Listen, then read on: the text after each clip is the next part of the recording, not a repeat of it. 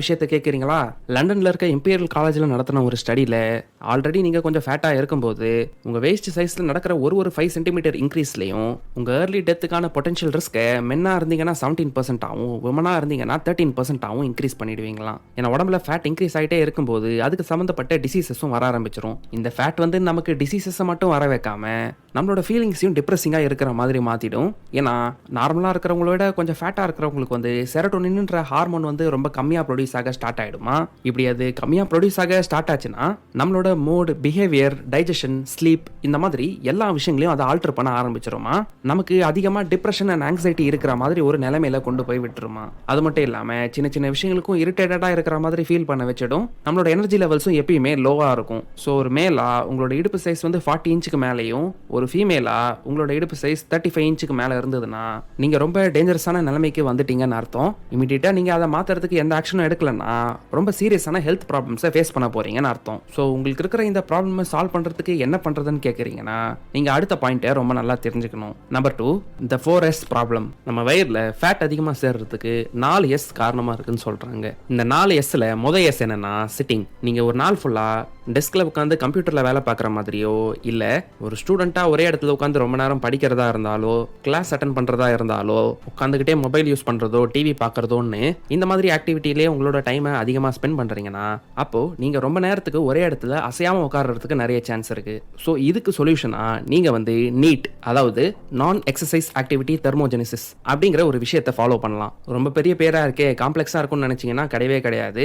சிம்பிளாக நீங்கள் அரை மணி நேரத்துக்கோ 1 மணி நேரத்துக்கோ கண்டினியூஸாக ஒரே இடத்துல உட்கார்ற மாதிரி தெரிஞ்சதுன்னா அட்லீஸ்ட் எவ்ரி 1 hour ஒன்ஸ் வந்து நீங்கள் எழுந்து கொஞ்சமாவது நடக்கிற மாதிரி ஏதாவது ஒரு மூவ்மெண்ட்டை பண்ணணும். ஒரே இடத்துல உட்காந்துட்டு இல்லாமல் ஜஸ்ட் ஒரு வாக் போயிட்டு வர்றது, படி ஏறி இறங்கிட்டு வர்றதோ இல்லை அட்லீஸ்ட் இருந்த இடத்துல இருந்தே அப்படியே எழுந்து நின்று கொஞ்சம் ஸ்ட்ரெச்சிங்லாம் பண்ணி ஸ்பாட் வாக்கிங் பண்ணா கூட, அதாவது நின்ன இடத்துல இருந்தே நடக்கிற மாதிரி உங்க பாடி அசைச்சா கூட அது உங்களோட ஃபேட் ரிடக்ஷன்ல கொஞ்சம் ஹெல்ப் பண்ணுன்னு சொல்றாங்க. ஏதாவது டிவில படம் பார்க்க போறீங்களா இல்ல ஓடிடில வெப் சீரிஸ் பார்க்க போறீங்களா, அப்படியே உட்காந்துக்கிட்டோ படுத்துக்கிட்டோ பார்க்காம டிவில அந்த ஷோ ஓடும்போது அதை நடந்துகிட்டே பாருங்க. இங்க பாயிண்ட் என்னன்னா உங்களோட சிட்டிங் டைமை குறைக்கணும். அதுக்குன்னு நாள் முழுக்க நம்மளால எக்ஸசைஸ் பண்ணிக்கிட்டே இருக்க முடியாது. ஸோ உங்க லைஃப் ஸ்டைல் ஆக்டிவிட்டீஸ்ல மைனரான இந்த சேஞ்சை பண்ணிட்டீங்கன்னா பேசிக்காவே உங்களோட கலோரி பர்னிங் ப்ராசஸ் கொஞ்சம் அதிகமாயிடும். ஸோ 1 hour ஒன்ஸுக்கு அட்லீஸ்ட் 1 minute இந்த மாதிரி ஏதாவது ஒரு பிசிக்கல் ஆக்டிவிட்டியை பண்ணிடுங்க.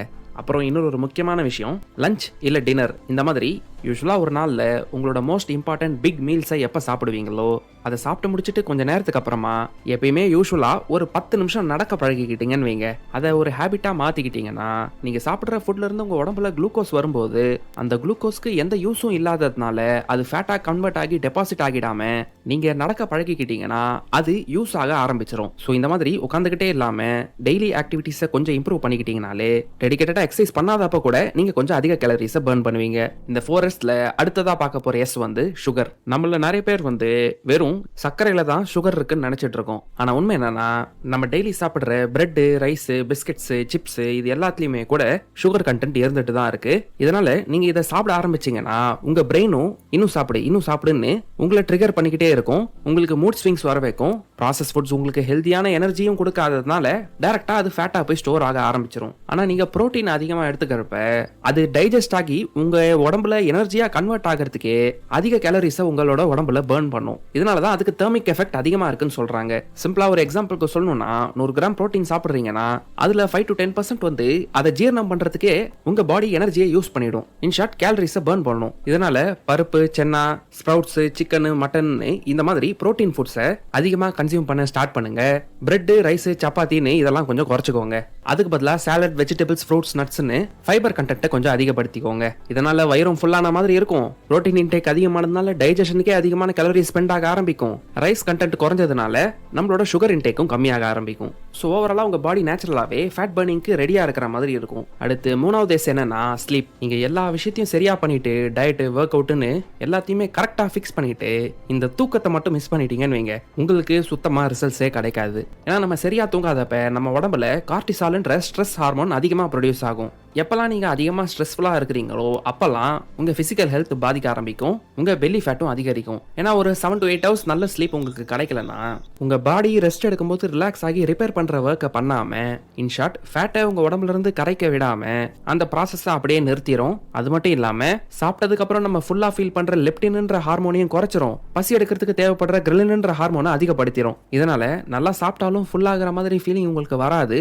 அப்பப்போ சிப்ஸ், பிஸ்கெட்டு, மிக்சர்னு இதெல்லாம் சாப்பிடணுன்ற கிரேவிங்ஸ் அதிகரிக்கும். இன் ஷார்ட் உங்கள் டயட்டை சரியாக ஃபாலோ பண்ண விடாமல் உங்கள் பாடியே உங்களுக்கு அகேன்ஸ்டாக வேலை செய்யும். ஸோ டெய்லி 11 PM முன்னாடி தூங்க பழகிக்கோங்க.